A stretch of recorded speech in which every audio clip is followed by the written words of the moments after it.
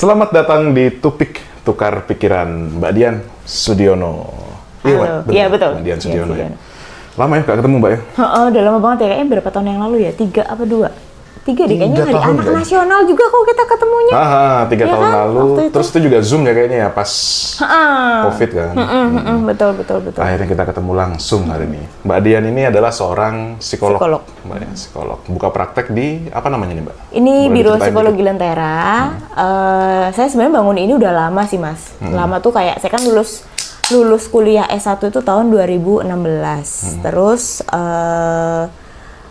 pas kalau lulus itu pengen liburan dulu. Karena kuliahnya cukup Pengen ini ya, santai pengen santai gitu dulu lah. lah, 1 semester, 1 6 bulan waktu itu jalan-jalan aja, terus balik ke Malang, mulai nggak buka, tapi terima boleh, tapi nggak ada tempat ya, waktu itu ini belum ada. Terus aku banyak ikut teman-teman aja di luar gitu, sambil mikirin bahwa ini mereka tuh ntar jadi sainganku gitu loh, jadi kayak aku harus, Kompetitor nih, gitu ya ya aku jadinya. harus lihat ladang sebelah dulu dong sebelum aku ini Wah, menarik. bikin sendiri, karena emang rencana mau bikin sendiri. Terus 2 tahun mencari pekerjaan itu tadi, baru deh memutuskan untuk kayaknya buka biro sendiri aja deh. Gitu. Tapi kalau jadi psikolog itu ada kayak itunya nggak sih Mbak, kayak apa sih, license-nya gitu? Ada surat license-nya? izin praktek psikologi, SIPP namanya. Oh, SIPP. Itu Dan- per tahun diperbaikinya atau apa, diperbarui atau gimana? Kalau pertama kali lulus per 2 tahun, terus nanti setelah 2 tahun per 5 tahun.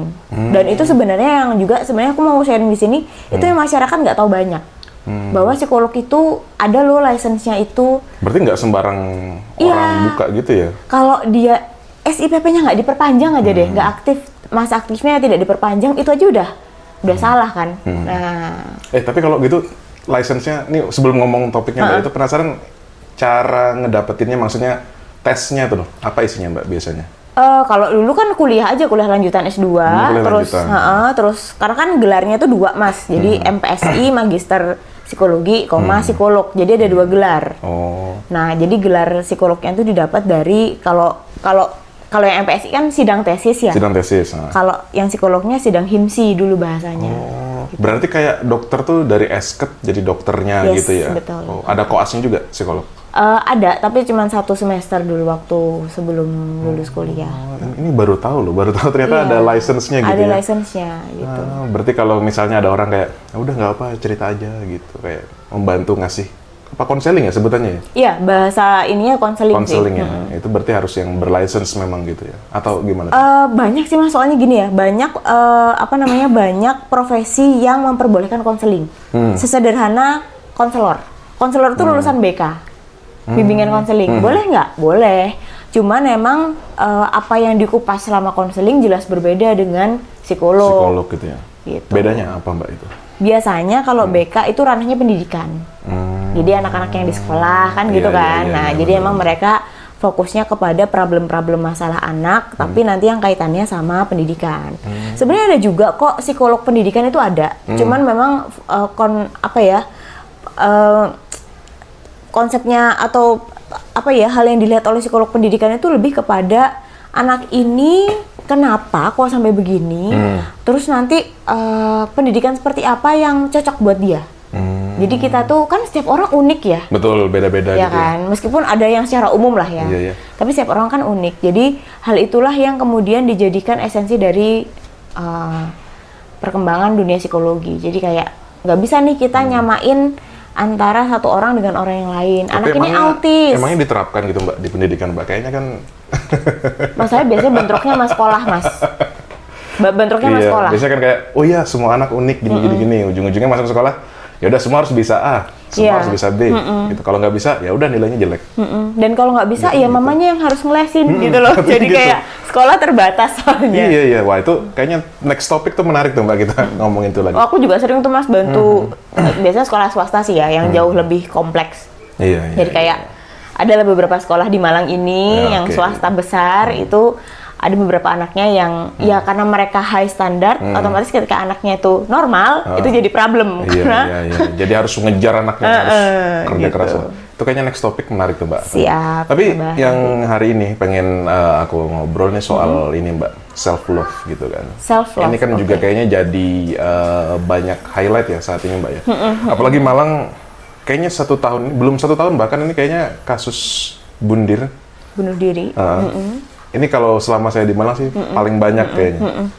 Sebelum 1 tahun bahkan ya, sebelum 1 tahun. Dan juga kalau lihat dari profilnya kan juga ada yang masih sekolah, ya kan? Yeah. Ada yang kuliah, ada yang udah tua juga gitu.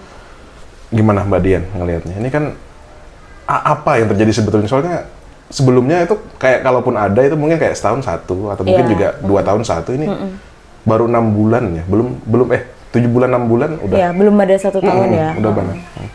Memang kalau ngomongin soal kasus bunuh diri terutama itu hal yang ngeri-ngeri sedep sih Mas. Maksudnya kadang begitu kita orang awam melihatnya, oh orang ini meninggal karena misalnya putus cinta. Iya. Gitu ya, kayak misalnya yang beberapa kasus terjadi di jembatan itu ya. Iya, di jembatan. Gitu kan, nggak taunya ini menurut masyarakat karena putus cinta sama pacarnya. Tapi kan ya masyarakat umum kan pasti mikirnya, ya elah putus cinta doang, ngapain sih sampai harus bunuh diri, emang seberapa. Isunya kan banyak juga tuh Mbak, ada yang bilang gara-gara orientasi menyimpang juga gitu kan, macam-macam gitu. Memang hal itu tuh perlu dipahami dan ditelaah lebih dalam sebenarnya oleh masyarakat. Jadi kita nggak bisa asal pukul rata, oh karena dia ada orientasi menyimpang, so dia ya bunuh diri, gitu, misalnya gitu. Oh karena dia putus cinta, so akhirnya dia bunuh diri. Karena itulah PR utama saya sebagai psikolog biasanya. Orang datang, duduk nih di sini, konseling. Nih konseling nih. Konseling nih ya. Kasusnya apa? Saya diputusin sama pacar saya gitu. Tapi kan saya sebagai psikolog harus mikir gini, apa sih yang bawa kamu sampai datang ke meja konseling, ke ruangan konseling hanya karena kamu diputusin pacar kamu? Apakah sebegitu beratnya? Kalaupun sebegitu beratnya, kenapa gitu loh? Itu kan harus jadi tanda tanya dan harus terjawab selama sesi konseling. Misalnya nih ya, karena memang selama ini yang bisa memahami dia cuman pacarnya. Misalnya selama ini karena pacarnya itu benar-benar bisa jadi sosok ayah bagi dia, misalnya gitu. Karena dia pengen, aku nggak tahu nih milih mana, pacarnya yang ngasih saran. Misalnya karena di rumah juga mungkin nggak harmonis, akhirnya dia menemukan sosok di pacarnya itu. Betul, misalnya orang tuanya terlalu sibuk bekerja gitu ya, sehingga dia ngerasa nggak dapat perhatian. Dia dapatkan perhatian dari pacarnya. Ya udah, he's the one and only gitu kan akhirnya. Terus belum lagi misalnya nih, biasanya sudah sampai melakukan hubungan seksual sebelum menikah. Jadi akhirnya pokoknya bagaimanapun aku harus menikahin sama dia Mbak, gitu. Sehingga ketika diputusin, hancur dunia. Makanya terpikirlah untuk, aku udah nggak berharga. Lebih baik aku mati aja. Aku sering nyakitin diri aku dengan cara jedotin kepala ke tembok dan lain sebagainya. Itu hal sederhana yang saya harus pahami nih. Itu sederhana loh Mas kalau di psikologi. Untuk harus bisa dipahami. Jadi narik benang merahnya nih, bocah kenapa kok sampai mikir bahwa pacarku mutusin aku, duniaku hancur.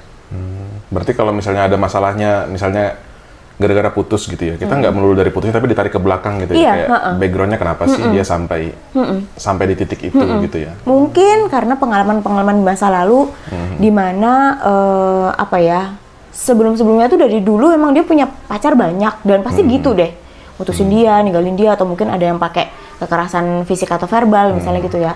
Terus di masa kecilnya juga orang tuanya misalnya sering melakukan tindak kekerasan sama dia, sehingga bayangin deh anak dari kecil tuh sering dipukul, pasti dia self esteemnya rendah, kayak aku tuh nggak berharga, bahkan orang tua aku nggak sayang gitu loh. Waduh, itu jauh lagi ya, maksudnya kayak ya kan? Iya, kayak tapi kejiwaan anak itu kan terbangun dari masa anak-anak, dari kecil sudah dibilang. Usia berapa itu Mbak yang dari kecil Mas? Kalau sebutannya kayak golden age-nya gitu. Kalau dari dunia kesehatan kan 0 sampai 5 ya. Sebenarnya mungkin sampai 6 tahun lah. 6 tahunan.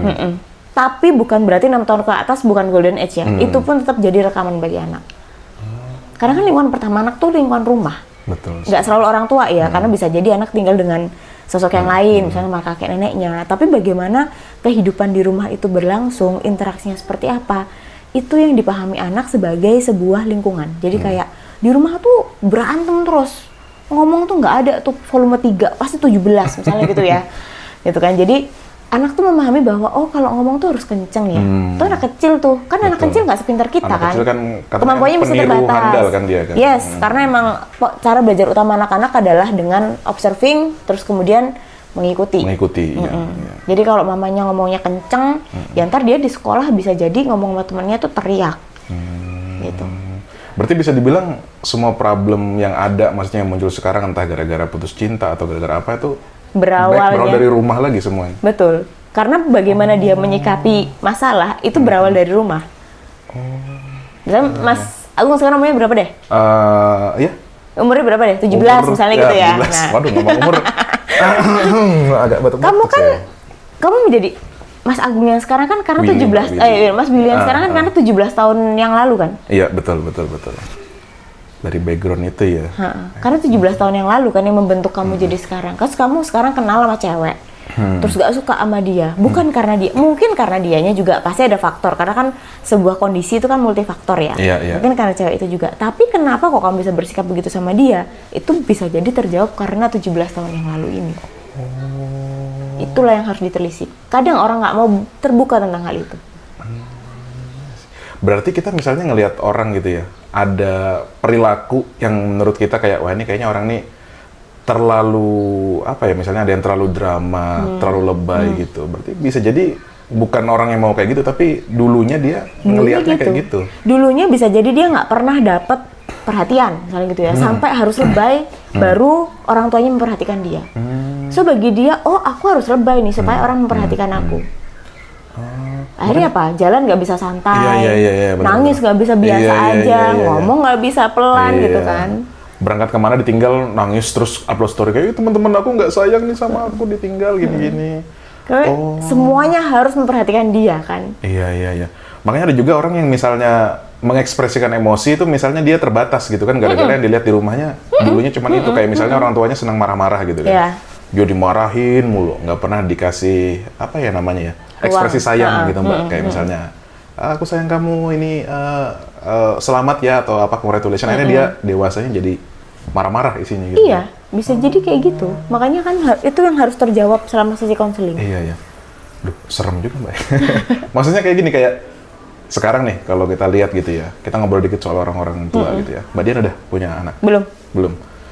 Kan kebanyakan kan orang tua sibuk ya sekarang ya, udah suami istri bekerja semua, biasanya anak-anak kan di rumah ada babysitter, ada yang nunggu, dan juga misalnya quality time, anaknya nangis kan dikasih gadget terus Mbak. Iya. Itu gimana Mbak ngelihatnya kan? Kalau tadi kita cerita nih, misalnya anaknya sering dimarahin, sering apa kan, dewasanya jadi kayak gitu juga, dikasih gadget terus. Makanya di era digital ini tuh orang tuh harus cerdas menurut aku. Cerdasnya gimana tuh? Cerdas itu dalam artian satu, sudah siap untuk punya anak. Karena punya anak itu nggak gampang. Bukan problem bagaimana menjadi orang tuanya, tetapi bagaimana mendidiknya nanti. Nggak cuma masalah ngomongin, oh sekolahnya di mana ya, ini di mana ya, bukan. Tapi mendidiknya, karena anak itu punya hak waktu kita. Gitu. Kalau mama papanya sibuk dari pagi sampai malam, sampai rumah merasa sudah capek dan nggak mau main sama anaknya, jangan jadi orang tua. Anak kamu tuh butuh waktu dari kamu loh, karena pendidikan utama, sekolah utama anak tuh dari orang tuanya, bukan dari playgroup, dari daycare dan lain-lain, enggak. Itu wah menarik tuh, sekolah pertama anak dari orang tuanya, dari rumahnya gitu. Dari rumahnya, jadi kerja boleh, ya hidup harus realistis ya. Iya bener lah. Tapi begitu sampai rumah, kasihlah waktu untuk anakmu, karena itu yang akan dia ingat. Iya sih.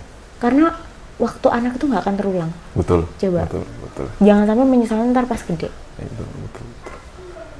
Makanya memang apa ya, kalau kita lihat juga kan ini secara awam Mbak ya. Kalau dulu kan mungkin waktu zaman kita kecil gitu kan, pola asuhnya ada yang mendisiplinkan anak gitu kan pakai kekerasan gitu kan. Ya, betul. Ada lah pastilah. Soalnya dulu saya pulang kan juga disiapin sapu ijuk gitu kan, kalau kemalaman gitu. Pulang-pulang bajunya kotor gitu kan, ya biasa lah gitu zaman itu gitu. Tapi sekarang kan kayaknya udah beda Mbak ya, udah nggak bisa beda lagi gitu. Yang relevan untuk sekarang itu gimana Mbak? Cara membangun disiplin sih. Kalau menurut saya anak-anak sekarang tuh anak-anak pinter ya Mas, karena semua pegang gadget. Mau seusia kecil apapun pegang gadget gitu ya. Setuju kalau. Dan mereka jauh lebih apa ya, lebih pinter lah intinya, maksudnya Bahkan anak kecil pun tuh nggak bisa. Kalau dulu, ayo makannya ini, manut. Iya. Sekarang nggak, mereka bisa melakukan penolakan. Bisa debat tuh. Bisa debat gitu. Gak mau, ini ada gininya. Sehingga orang tuanya juga harus lebih pintar. Jadi nggak bisa, kamu tidak bisa menjawab pertanyaan anak tuh nggak boleh. Nggak boleh. Makanya akhirnya sekarang sistemnya yang tepat, even di usia dini pun sekalipun, adalah dengan komunikasi. Bentuknya gimana? Ya misalnya nih, kayak misalnya sama ponakanku umur 4 tahun gitu ya. Aku akan tanya, kamu mau nggak, kan dia manggil aku Mochi. Tata mau nggak Mochi suapin nasi sama udang? Enggak. Terus maunya apa? Bahkan even cuman makan tuh aku harus negosiasi sama dia. Tapi di sisi lain ya, aku jadi paham bahwa dia punya hak untuk dirinya dia sendiri. Dia mau makan apa, dia mau sebanyak apa makannya, itu hak dia. Kita cuma menawarkan. Karena kan tujuan orang tua dan orang yang ada di rumah adalah memfasilitasi dia mau makan apa. Gitu kan. Tapi gitu, maksudnya bisa justru bisa lebih bagus kan ke depannya, maksudnya kayak dari kecil sudah diberikan ruang biar dia bisa memilih gitu. Iya. Karena akhirnya ntar pada saat dia besar, dia jadi bisa ambil keputusan, Betul. dia bisa memilih gitu kan. Karena banyak loh mas, yang dari kecil disetir harus A, harus B, harus C, gedenya tuh bingungan. Betul, akhirnya lulus kuliah nggak tahu mau jadi apa. Nah, bahkan mau putusin pacarnya aja bingung, mutusin nggak ya gitu. Wah, waduh. Karena kalau ngomong tadi soal kasus case bunuh diri itu ya, memang berarti backnya harus dari rumahnya lagi gitu ya? Iya. Berarti kalau misalnya ada kejadian gitu, kayak yang kemarin lah, kejadian terjadi di Malang di jembatan tadi, berarti harusnya yang dicari tahu itu dari rumahnya berarti ya, kayak gimana? Itu kan berarti namanya kalau di bahasa psikologis tuh alo anamnesa. Jadi kalau anamnesa itu misalnya Mas Billy yang datang sama saya gitu ya. Mas Billy yang datang sama saya, udah Mas Billy yang aku tanyain, itu namanya anamnesa. Data yang aku dapatkan dari dirimu adalah anamnesa. Kalau alo anamesa tuh orang-orang sekitar. Jadi mau pacar, keluarga, dosen, teman di kampus misalnya, itu alo anamesa. Kalau menurut aku mungkin yang pertama adalah terkait di keluarga. Terus yang kedua mungkin kalau nggak salah setauku dia tuh sempat upload story kan ya dengan pasangannya gitu kan. Nah pasangannya juga mungkin bisa ditanya. Terus teman-teman di kampusnya mungkin juga bisa ditanya. Jadi kadang tuh orang fake. Sekarang tuh banyak banget orang fake. Aku nggak tahu kenapa. Iya Pak iya. Kalau gue setuju sih Mbak, kayak apalagi sosmed kan, iya kayak kan gitu loh. Aku happy banget nih hari ini. Kayak jalan kesini, banyak loh Mas. Aduh ya ampun. Sedih. Klienku tuh banyak banget yang datang tuh, ya kan di depan orang harus happy Kak. Kenapa harus happy juga? Sedih juga nggak masalah. Ngapain harus membatasi emosi yang kamu rasakan gitu? Apalagi ke teman-teman, notabene ke teman-teman nih. Iya. Gitu ya, takutnya nanti temanku nggak mau dengerin aku. Oh akhirnya orang tuh berusaha untuk menjadi diri terbaik mereka. Itu nggak salah sih, tapi akhirnya menyimpan yang lain gitu loh. Sering gitu Mbak ya? Sering kan? Ditemu, ya. Terus akhirnya sekarang kalau punya masalah kamu ngomongnya ke siapa? Ya dipendam sendiri. Lah emang bisa selesai? Kalau dipendam sendiri selesai sih nggak masalah. Kok tiba-tiba itu jadi bom waktu bagi kamu sendiri? Gimana? Tapi kalau cerita ke orang gitu Mbak ya, kan biasanya kan kalau saran-saran dari ya misalnya kita searching apa gimana sih kalau kita lagi banyak pikiran kan, coba cari orang yang dipercaya terus sharing gitu kan, cerita gitu kan. Tapi kan biasanya ditakutkan orang responnya kayak alah gitu Gitu toh. aja. Gampang. Aku lo gini kuat. Aku lo lebih berat masalahku. Gitu kan. Walah, mek diputus no pacar. No, aku lo pacaran 7 tahun putus biasa. Membanding-bandingkan. Iya betul. Gimana tuh Mbak Dian? Makanya kalau mau cerita harus ke orang yang tepat. Makanya orang yang tepat ini adalah orang yang satu bisa memahami kondisi kamu. Jadi apa ya, istilahnya punya chemistry gitu, yang kamu tahu bahwa ketika kamu bilang aku habis diputusin pacar, tuh dia tahu seberapa deket kamu sama pacarmu, sehingga ketika putus itu dunia akan jadi seperti apa bagi kamu gitu loh. Iya, berarti nggak sembarangan juga. Nggak sembarangan orang. Terus yang kedua yang bisa keep secret, jelas. Ntar dibocorin kemana-mana jadi problem lagi gitu kan. Terus yang ketiga, sebenarnya ini arahnya ke orang yang mau dikonseling. Jadi kayak tujuan kamu tuh untuk cerita tuh apa? Kamu cuma pengen didengar, kamu pengen dapat saran, atau kamu pengen punya dapat pandangan lain. Karena kadang orang berharapnya dikasih saran, yang ini nggak ngasih saran. Aku berharap cuma didengerin, yang ini ngasih saran 1 juta gitu. Jadi akhirnya aku tuh nggak pengen kasih saran. Aku tuh salah dengerin aja aku ngomong. Aku pengen nyampah misalnya gitu. Tapi tuh emang beda-beda gitu ya Mbak? Atau misalnya gini, kalau kita ngomong kayak jokesnya gitu kan, kayak misalnya cewek nih curhat gitu kan. Kadang-kadang cewek curhat kan dia nggak butuh solusi gitu. Iya. Cuma perlu didengar aja Cuma kan. butuh didengarkan. Kayak kita ngasih solusi kayak, oh kamu baiknya gini kayak. Oh, dia malah nggak seneng gitu kan. Tapi kalau cowok biasanya kan justru kalau cerita sama temen gitu kan. dia butuh solusi. Butuh sudut gitu. pandang lain kan seenggaknya. Tapi biasanya kalau respon cewek malah kayak ya udah nggak apa-apa gini kan. Iya, biarin aja. Nah, Kan gitu kan. iya, nah, itu kan sering terjadi tuh kayak gitu. Wanita butuh divalidasi. Nah, itu. Wih, butuh validasi ya. Butuh divalidasi secara emosi. Mbak Dian? Ya karena emang wanita itu adalah makhluk yang lebih emosional daripada laki-laki. Secara hormonal berbeda gitu ya. Laki-laki lebih banyak, laki-laki lebih rasional, wanita lebih emosional. Sehingga ya itu tadi mungkin kalau cewek yang cerita nih ke Mas Willy gitu ya. Oh iya. Ya terus kamu lapo, udah tanya gitu-gitu aja, nggak usah pakai berencana dikasih saran gitu. Nah ini tips juga nih buat yang nonton gitu ya. Untuk pasangannya, kalau pasangannya cewek gitu ya, terus curhat gitu, nggak usah kasih solusi, jangan. Kecuali memang dia bilang, terus menurut kamu gimana nah, gitu, atau mungkin aku butuh saran. Nah itu bolehlah dikasih.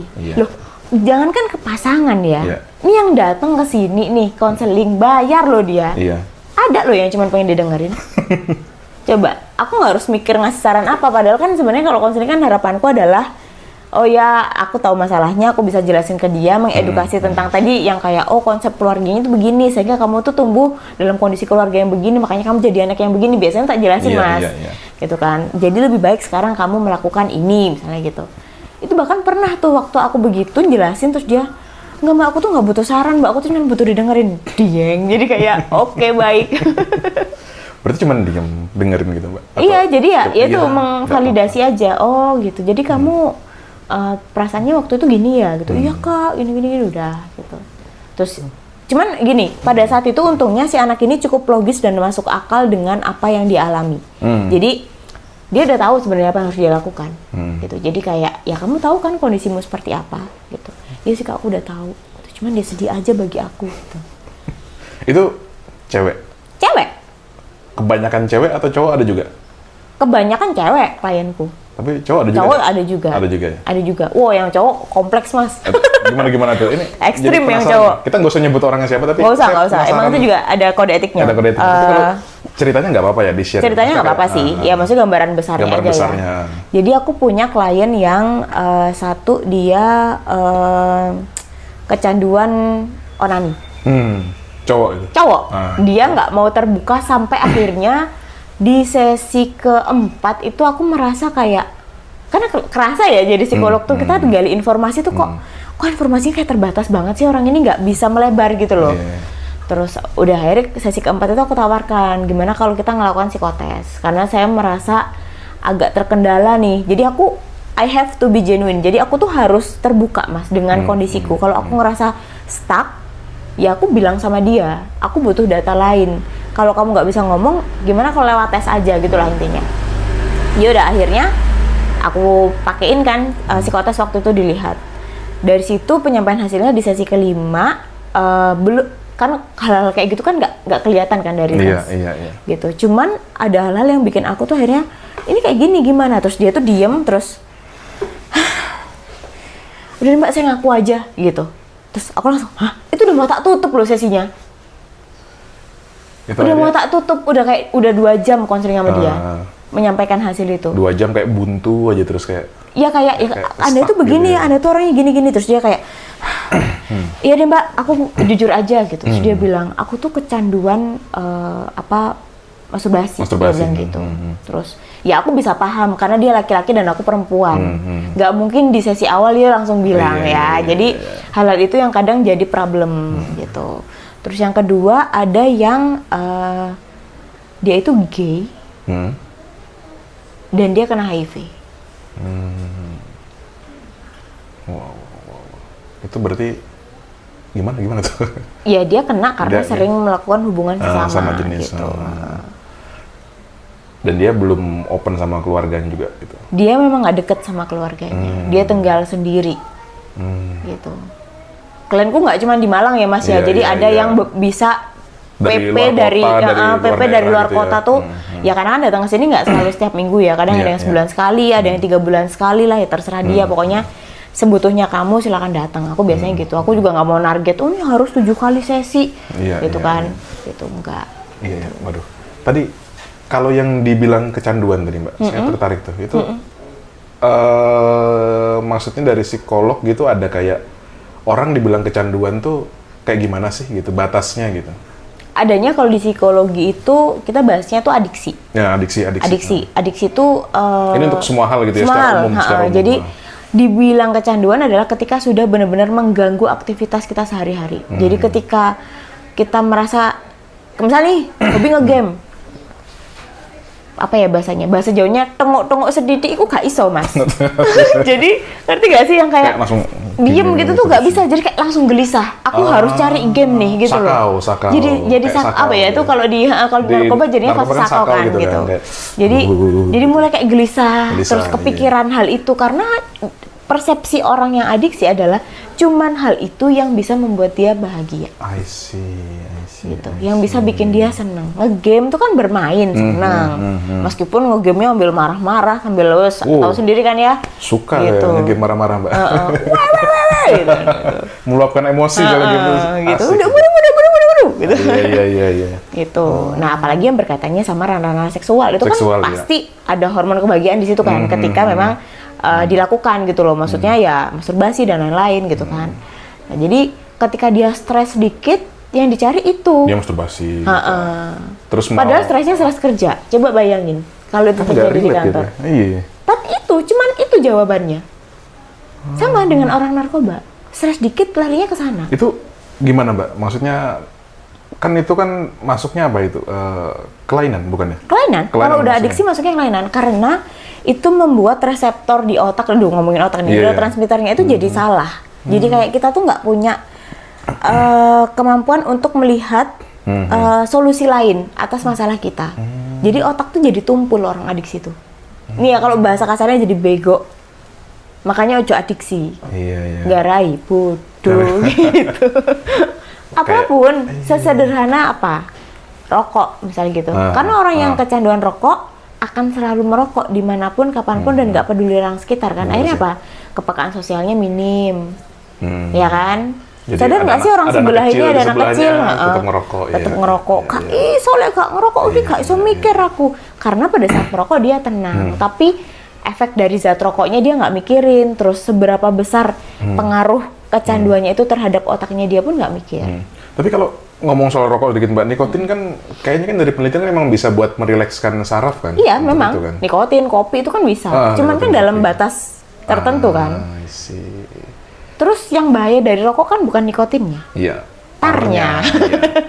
Tarnya yang bahaya. Tarnya itu loh. Ya, padahal di sita saya rokok itu. Iya makanya. Gak apa-apa terserah. Saya nggak pernah maksa. Nggak ngerokok, mau ngerokok nggak apa-apa, nggak ngerokok ya alhamdulillah. Betul. Tapi juga ngomong soal kecanduan lagi di kita Mbak ya. Maksudnya kalau untuk biar orang nggak kecanduan lagi gitu, apalagi yang tadi yang seksual tadi yang masturbasi gitu ya. Misalnya dia kerja di tempat kerjanya itu penuh tekanan gitu kan. Stresnya tinggi gitu ya. Masa sehari mau 10 kali gitu kan gimana itu Mbak? Ya makanya, kan, tapi itu bisa terjadi loh Mas. Ada itu Mbak? Loh ada, yuk ke toilet lah. Buset, 10 kali kopong. Bisa Mas, makanya. Kalau ngomong ke orang normal itu jadi hal yang nggak masuk akal. Makanya karena itulah dia nggak normal gitu loh. Terus itunya Mbak, dari psikolog cara misalnya biar paling nggak ada progres untuk mengurangi biar dia nggak adiksi lagi. Gitu. Satu, cara utama adalah mengedukasi karena bagaimanapun yang melakukan dia, nggak mungkin psikolognya mau bantu apa, ya kan? Jadi mengedukasi terkait sama dampak buruk dari apa yang dia lakukan, gitu kan? Perilakunya itu. Jadi kayak itu bisa mengakibatkan kerusakan otak karena bener kerusakan otak itu akan terjadi dari orang yang kecanduan. Akan tumpul otaknya, gitu. Jadi kayak ada zat-zat di otak tuh di depan namanya prefrontal cortex itu yang akan terganggu gitu ketika kita kecanduan. Apalagi kalau kecanduannya di usia-usia remaja, itu malah membahayakan sekali. Itu otak tuh baru menuju matang gitu loh, terus kamu rusak. Jadi matangnya akan rusak kan. Nah itu anak-anak yang main game itu Mbak? Memang. Bocil-bocil FF, nah tuh bocil-bocil FF, Mobile Legend Mbak. Jadinya kan apa, mereka tuh mikir segala sesuatu harus cepat kan. Anak-anak gamer itu. Atau dengan emosi nyelesainya coba. Karena mainnya ambil emosi. Iya. Gitu. Nah, mereka rusak dari situ. Nanti kalau mereka udah gede, kerja, dapat tekanan sedikit, wah, katarsis deh pasti, agresinya keluar. akhirnya 3 hari resign gitu ya. Iya. Wah ini atasan saya tidak sayang, Tidak, ini atasan saya ini. Lingkungan kerjanya nggak kondusif, Iya, lingkungan Pak, kerja gitu toksik, kan, gitu. toksik gitu kan. Padahal yang toksik diri Anda sendiri kadang-kadang gitu kan. Itu yang pertama Terus, mengedukasi. apa gimana? Terus yang Edukasi. kedua biasanya aku tanya, kamu mau sembuh nggak? Kalau nggak mau sembuh nggak apa-apa, tapi nikmatin sendiri. Saya nggak akan bantu orang yang nggak mau sembuh. Karena percuma nyeramahin 2 tahun pun Iya. nggak akan didengar, Iya. gitu loh. Jadi ya kembali lagi, orang yang datang ke sini, yang konseling itu semuanya tetap punya kans yang sama untuk sembuh. Tapi tinggal dia mau apa enggak. Balik lagi ke dirinya sendiri Balik gitu. lagi ke dirinya dia sendiri. Aku cerita sedikit ya Mas, aku punya klien online sih. Dia di Jakarta, kita udah 8 sesi mungkin kalau nggak 9 sesi, udah panjang. Cuman emang cukup rutin, konselingnya itu per 2 minggu sekali. Cukup rutin, sempet agak lama tuh kalau pas libur lebaran yang gitu-gitu Iya. loh. Nah terus dia bilang, emang ya Mbak, aku tuh kerasa loh dulu awal kita konseling itu waktu Mbak Dian jelasin tentang kondisi keluarga yang gitu-gitu tuh jadi tamparan keras bagi aku. Jadi kayak, oh gini banget ya hidup gitu. Tapi semakin kesini kayak makin gampang ya. Jadi sebenarnya kalau kita udah tahu tuh kita akan tahu kita harus ngapain. Kita tahu batasan diri kita gitu. Tapi kalau sekalinya dikasih tahu di awal, udah blocking, udah kayak Udah ya denial gimana gitu gitu ya. kan, ya gimana emang kondisinya kayak gitu. Ya udah, makin ke belakang juga nggak jalan ntar. Tapi kalau ditarik garis lurus, semuanya balik lagi ke keluarga Mbak ya? Apapun masalahnya gitu ya? Apapun masalahnya. Balik ke pengasuh utama. Pengasuh utama dari rumahnya gitu ya. Mau dia ada adiksi, mau dia ada tadi seksual menyimpang di semacamnya gitu. Nah ngomong soal game Mbak, nih Mbak sedikit. Games. Gay. Oh gay, oke. Ya. Kan juga kalau kita lihat di sosmed sekarang kan juga di Malang salah satunya kota kan juga lagi jadi highlight juga Iya, kan itu kan betul. banyak terjadi begitu. Itu apakah juga misalnya ada orang yang perilakunya arahnya ke sana itu gara-gara di rumahnya juga gitu Mbak? Misalnya kurang kasih sayang dari rumah atau kurang perhatian dan semacamnya. Salah satu faktor utamanya. Hmm. Memang dari rumah. Jadi kayak misalnya nih gay, kalau yang klienku tuh dia jadi ceweknya. Jadi dia bilangnya tuh penerima gitu bahasanya. Terus penerima, Penerima donatur I ya? don't know kan, maksudnya apa tuh aku nggak tahu Mas gitu. Maksudnya tuh ya dia yang inilah ya gitu iya. kan. Terus habis itu Tahu lah sudah. Tahu lah ya. Teman-teman tahu lah ya. Terus, Penerima terus habis itu. Nah itu punya usut memang hubungan keluarganya tidak baik dari kecil. Dia tinggal dari kecil tuh sama ibunya. Tapi akhirnya kehilangan sosok ayah kan. Ada kemarahan sama ayahnya sehingga yang dia cari tuh adalah sosok yang seperti ayah. bisa menjadi ayah gitu ya. That's tanda kutip why ayah. makanya akhirnya dia lebih ke feminim I see. gitu. Lebih feminim lah. Jadi Iya. ya lucu sih kadang kalau di sini gitu duduk aku tuh kadang sampai mikir Bilangnya tulang lunak gitu di sosmed sekarang gitu ya. kok lebih macoan aku gitu. I see. Gitu. Jadi bukan berarti dia harus deket sama ibunya, enggak. Cuman memang yang diharapkan tuh kan ada ayah, ada yang bisa menjadi sandaranku gitu-gitu loh Mas. Ada yang bisa aku ajakin ngobrol, ada yang membuatku nyaman. Ini cowok nih tapi. Nah, Lingkungan akhirnya berarti bisa juga nggak mempengaruhi Mbak? bisa, lingkungan bisa. Atau trauma gitu? Trauma bisa bisa juga makanya ada. multifaktor. Trauma bisa, lingkungan bisa. Cuman lingkungan lebih minim ya. Makanya biasanya tuh kayak kerentanan awal tuh dari keluarga. Betul sih. Tinggal ditambahin. Teman banyak sih, nggak banyak sih, beberapa ada yang gitu juga kan. Tapi ya lucu gitu maksudnya. Iya makanya gitu. Dan bingung kadang-kadang kayak cerita kan dia curhat soal cowoknya gitu kan. Terus kita responnya harus gimana? Iya. Ini apa ya kayak? Iya. Kita nggak tahu. Aku yang dulu pernah punya satu klien juga, tapi online sih. Iya. Transgender juga ada. Ada juga transgender.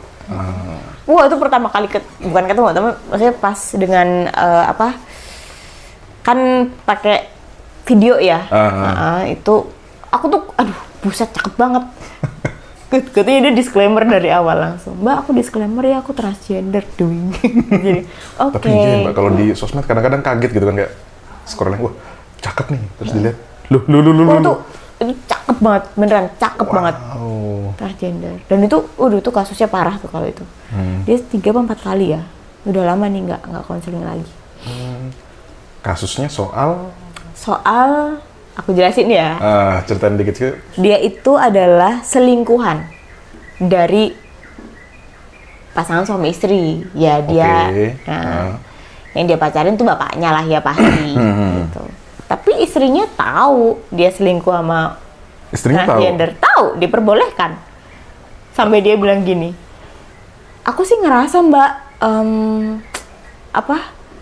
istrinya ngebolehin selingkuh juga karena sama aku.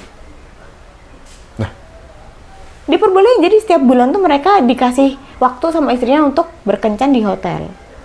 Terus yang jadi masalahnya apa mbak? Kan berarti kan dia fine. Itu friend. Friend terus fine aja kan sama keluarganya. Tapi dibatasin, komunikasinya tuh cuman boleh kayak seminggu sebelum ketemuan. Jadwal janjiannya kapan. Terus si cewek ini, si transgender ini, dia tuh tinggal di salah satu apartemen. Dibayarin sama si selingkuhannya tadi. Dia dulu aktif kerja dan lain-lain, kan biasanya orang-orang yang agak menyimpang gitu kan mereka bagus ya secara karir. Betul. Biasanya gitu. sangat berhasil lah karirnya gitu kan. Karena itu jadi coping stressnya mereka. Dibatasin sama si pacarnya juga karena dia pengen kamu di rumah aja lah gitu. Dengan diberi transferan 80 juta setiap bulan, dia nggak ngapa-ngapain. Membagongkan bukan? Gitu. Kita mencari segitu jungkir balik guys. Kita bisa setahun ya gitu. Setahun juga belum tentu mbak itu.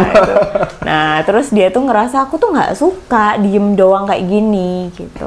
Dia boleh kencan sama cowok lain asalkan di ACC oleh si bapak-bapak ini. Coba jadi kalau misalnya aku mau keluar sama ini gitu, mana fotonya dikirimin dulu, boleh nggak? Ya udah boleh gitu loh. Jadi waduh, aku tuh sampai ada ya kehidupan kayak gini ya. Oke. Terus mbak ini menarik mbak, kompleks banget nih kayaknya. Iya. Terus. Gitu. Terus ya udah waktu itu terakhir tuh aku minta dia untuk kamu coba negosiasi lah sama pacar kamu ini bahwa kamu tuh pengen tetap bisa kerja. Cari aja kerjaan yang kamu di rumah aja gitu loh. Yang dipengen kan biar dia tetap bisa kerja. Aktif. Itu ya, aktif. Karena dia nggak bisa, dia stres kalau dia cuman di rumah aja. Gitu. Iya sih, soalnya orang-orang kayak gitu yang aku kenal juga mbak itu emang berhasil berhasil sih. Berhasil dia kan? karir di bidang seni apalagi ya kebanyakan di bidang yang non akademik lah. Bidang kreatif itu waduh, jago-jago banget. Iya jago-jago banget, modeling apa itu kan mesti jago mereka. Make up atau mungkin fashion itu kan jalan banget biasanya mereka. Make up, desainer, fashion, wah itu udah dunianya lah udah ahli lah bahkan. Mereka soalnya bisa mengekspresikan diri mereka di situ. Betul. Ya itu di ranah psikologi aku nggak ngomongin soal itu nggak boleh kamu jadi transgender nggak boleh. Enggak, karena yang kita lihat bukan di situnya. Itu nggak jadi gangguan kejiwaan kamu kalau tahu. Transgender bukan gangguan kejiwaan. Bukan. Apa tuh? It's a choice, itu pilihan. Kan psikologi itu kitabnya dari Amrik ya. Orang Amrik kan bebas milih. Nggak ada mas di kitabnya. Kalau Amrik kita ngomong gender aja kan berapa tuh sampai nggak hafal kan? Iya, itu bukan jadi sebuah gangguan. Orang mau kamu cowok memilih menjadi cewek, it's your choice. Tapi harus sukses. Kamu harus berfungsi optimal sebagai manusia. Itu loh. Harus fully socialize gitu ya kayak di sosial. Fully functioning lah intinya. Ya, fully functioning. Gitu. Kamu mau jadi cowok, jadilah cowok yang fully functioning. Kalau jadi cewek, jadilah cewek yang fully functioning. Karena orang yang terganggu secara psikologis adalah orang yang tidak fully functioning. Kamu jadi cowok, tapi lambat, mager, turu, kerja males, pengennya duit banyak ya. Semua orang juga pengen gitu, gitu kan. Gitu. Iya. Mandi malas, coba jadi nggak fully functioning sebagai manusia. Itu yang Mbak sebutkan saya semua tadi Mbak kayaknya. Oh iya. Saya malah tersinggung kayaknya, saya pulang aja. Dia malah jadi transgender, tapi waduh bisa tuh menghidupi dirinya dengan baik. Iya, itu sih yang saya salut juga sih emang. Tapi memang kalau kita ngomong soal psikologi dan biologi emang beda. Gitu Mbak ya. Beda. Kalau biologi kan udah emang dari sananya gitu kan. Itu aja aku tanya, kamu udah operasi? Iya. Iya mbak, aku udah 5 kali ini aja pengen lagi. Itu udah cakep luar biasa menurut aku. Cakepnya luar biasa. Udah body oke. Muka tuh bener-bener kayak cewek. Suaranya pun mendukung. Suaranya nggak gini dong, Mbak? Enggak. Takut dong kalau kayak gini. Enggak, suaranya tuh Nyeremin mendukung, dong. bener-bener suaranya tuh halus gitu. Merdu gitu ya. Iya, jadi ya wajar lah. I see. Tapi kalau sama gay itu, Mbak, beda. Kalau gay kan Beda, gay penyimpangan, kan ya? gay penyimpangan. Oh, kalau transgender enggak? Kalau transgender enggak. Kenapa berbeda, Mbak? Karena kalau transgender itu memilih kamu mau jadi apa. Kalau gay kamu tidak bisa, kamu salah mengartikan dirimu sebagai seorang laki-laki. Maksudnya?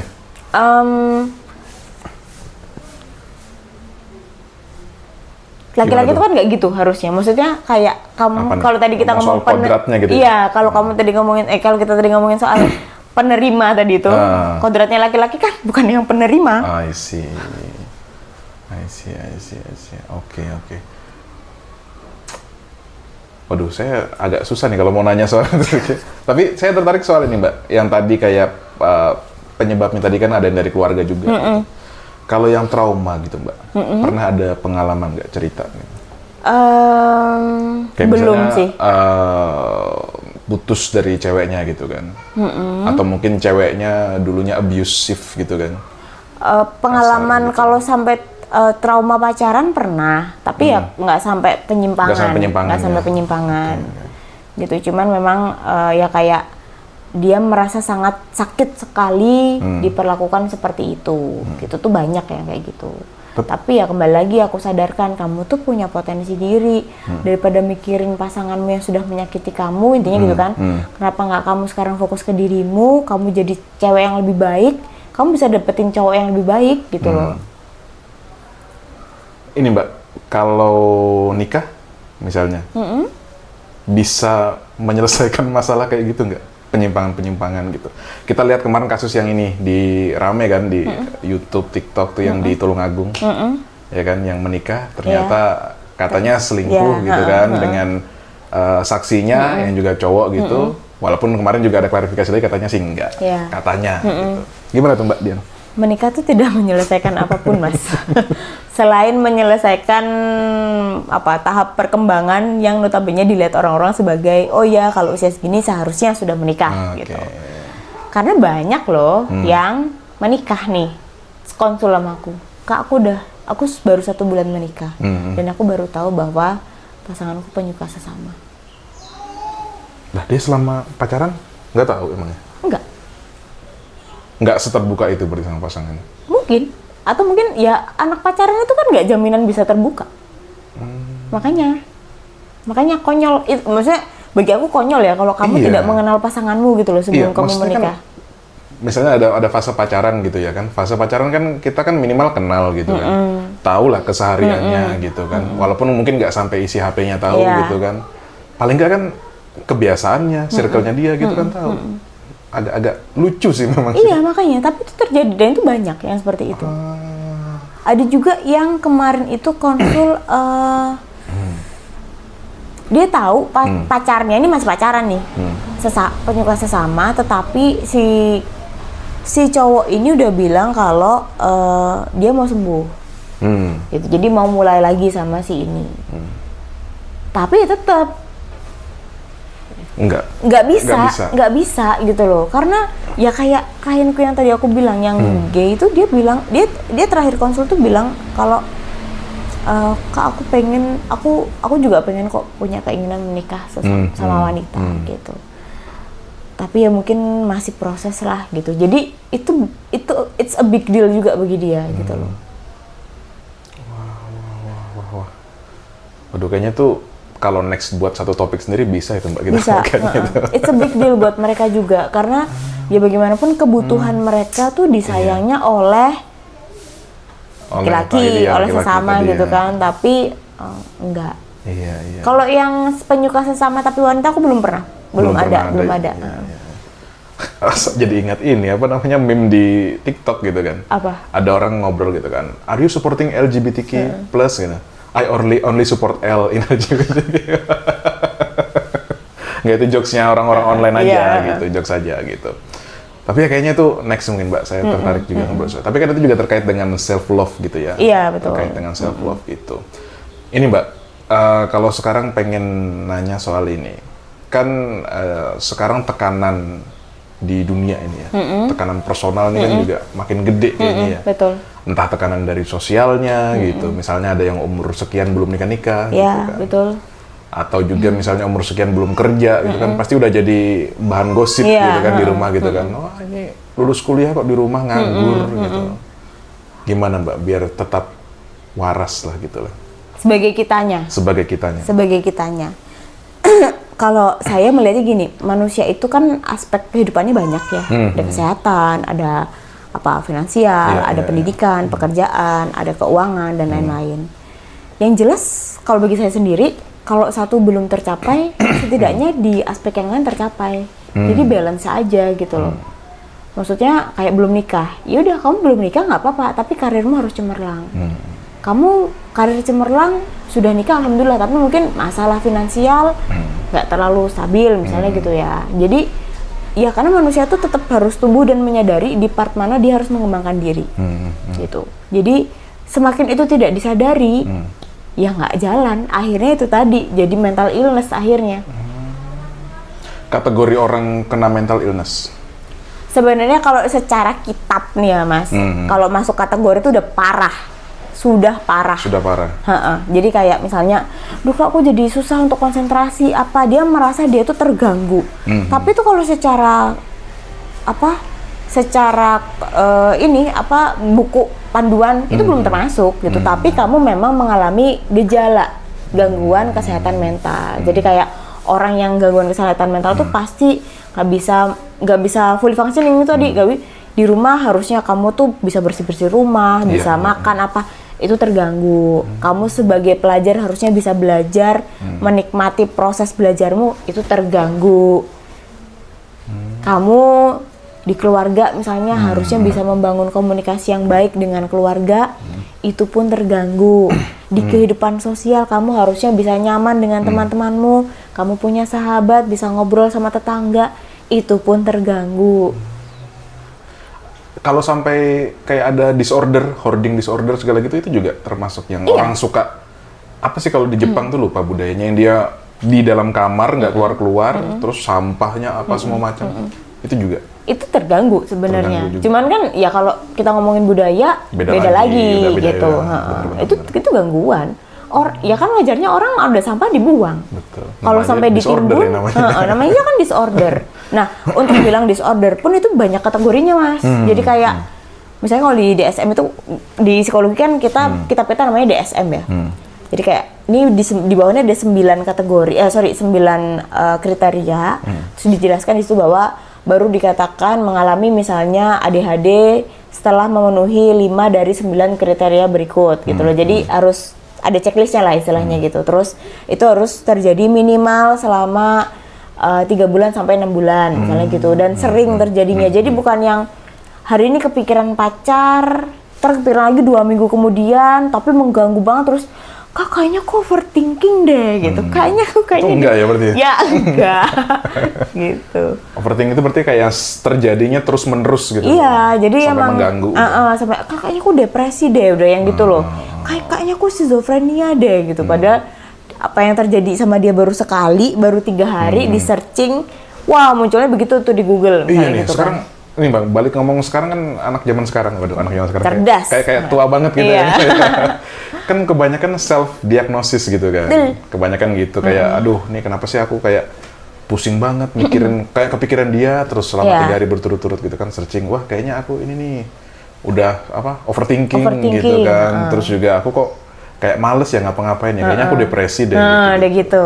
Karena males adalah depresi. Iya, katanya. Gak ngapa-ngapain means depresi. Gak ada minat ngapa-ngapain means denger lagu galau depresi. Gampang banget depresi gitu ya. Tapi emang segampang itu Mbak atau gimana? Enggak. Depresi itu kondisi kompleks. Kompleks sekali. Orang dibilang depresi. Itu Ketika udah tidak ada minat untuk hidup, tidak ada minat apapun untuk melakukan apapun, sama sekali. sama sekali orang depresi itu harus tergeletak. Kalau orang depresi masih bisa datang ke psikolog, nggak bisa dibilang depresi tuh. Belum depresi kamu. Gejalanya ada, Gejala depresi. cuman kamu tidak depresi.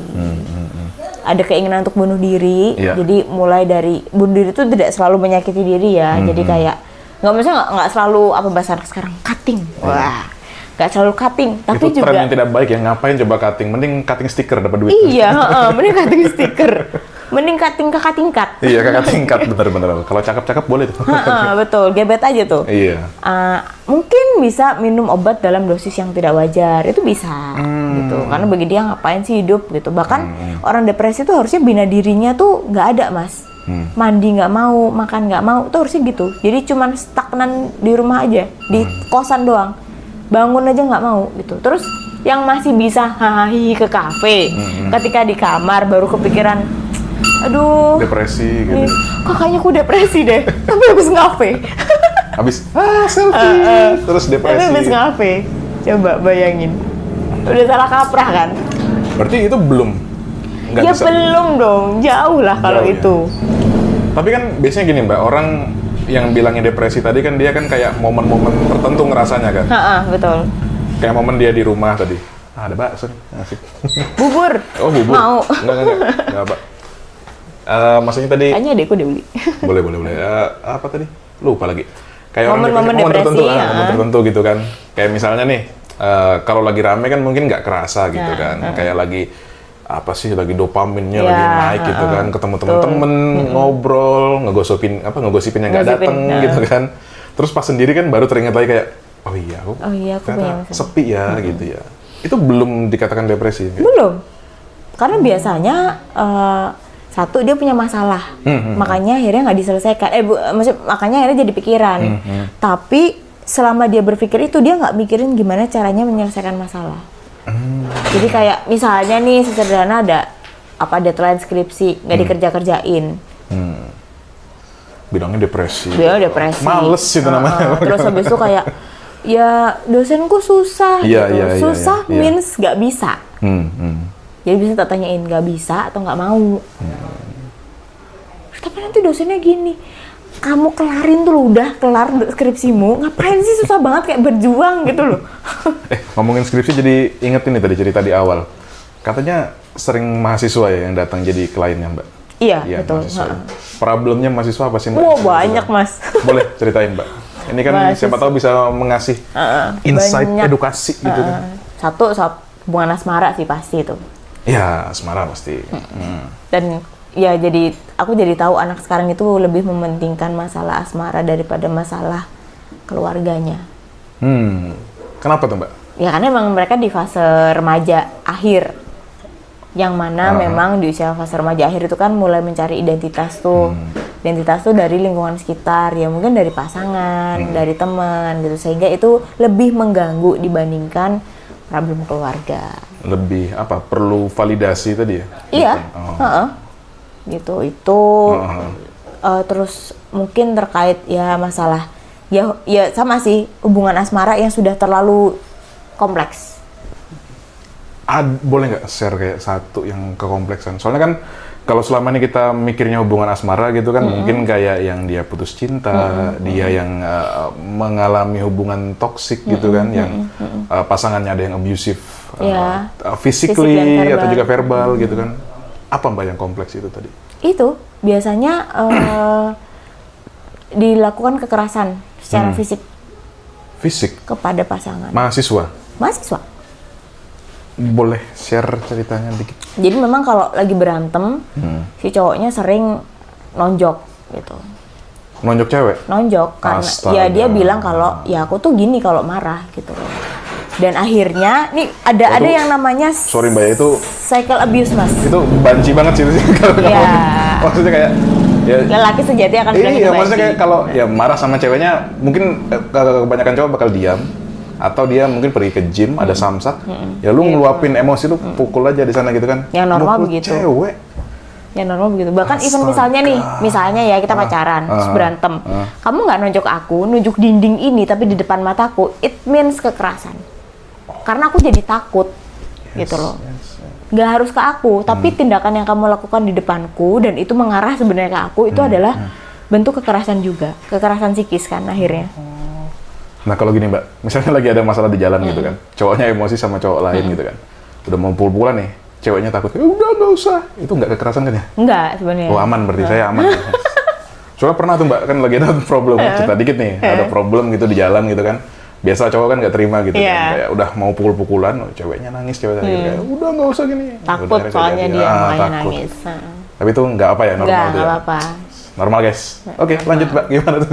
Itu terus ya sampai dia tuh sampai gini, karena motif dari biasanya motif kekerasan bukan motif ya, tapi kayak alasannya bukan apa ya, kayak lingkaran setannya nih kayak lingkaran setannya biasanya dulu gini, cowok yang salah, ceweknya nangis atau mungkin menyalahkan, si cowoknya bertindak keras, entah dengan mukul atau ya karena dia powernya lebih gede ya, jadi jelas, ya kan, jadi kan akhirnya kayak mukul terus ngata-ngatain gitu kan, atau mungkin menyalahkan si cewek sehingga si cewek ini merasa dialah penyebab sikap lelaki itu seperti itu. Jadi lupa deh tadi salahnya siapa, dia merasa salahnya di dia. Akhirnya yang minta maaf yang cewek. Ulangin lagi kayak gitu lagi. Akhirnya baikan. Besoknya begitu lagi. Ya udah. Dan mereka baru akan sadar biasanya ketika kekerasannya sudah parah. Baru tuh. Baru looking for help, baru dia mencari bantuan. Gitu. Karena ditoleransi selama ini tindak kekerasan apapun.